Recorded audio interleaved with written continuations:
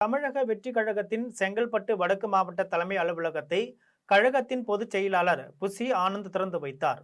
சென்னை அடுத்த திரிசூலத்தில் தமிழக வெற்றி கழகத்தின் செங்கல்பட்டு வடக்கு மாவட்ட தலைமை அலுவலக திறப்பு விழா செங்கல்பட்டு வடக்கு மாவட்ட செயலாளர் மின்னல் வி குமார் தலைமையிலும் மாவட்ட துணை செயலாளர் சுனிதா ரமேஷ் முன்னிலையிலும் நடைபெற்றது. விழாவில் சிறப்பு அழைப்பாளராக கழக பொதுச் செயலாளர் புசி ஆனந்த் கலந்து கொண்டு தலைமை அலுவலகத்தை திறந்து வைத்தார். அதன் பின்னர் மாவட்ட செயலாளர் மின்னல் குமார், துணை செயலாளர் சுனிதா ரமேஷ் மற்றும் அனைத்து கழக நிர்வாகிகளுக்கும் தனது வாழ்த்துக்களை தெரிவித்துக் கொண்டார். அதனைத் தொடர்ந்து பரங்கிமலை ஒன்றியம் திரிசூலம் பகுதியில் தமிழக வெற்றி கழகத்தின் சார்பில் கபடி விளையாட்டு வீரர்களுக்கு ஊக்கத்தொகையாக ரூபாய் 20,000ஐயும், தீ விபத்தினால் வீடு இழந்த தவித்து வந்த குடும்பத்திற்கு ரூபாய் 1,00,000ஐயும் பரங்கிமலை ஒன்றிய தலைமை சங்கர் முன்னிலையில் கழக பொதுச் செயலாளர் புசி ஆனந்த் வழங்கினார்.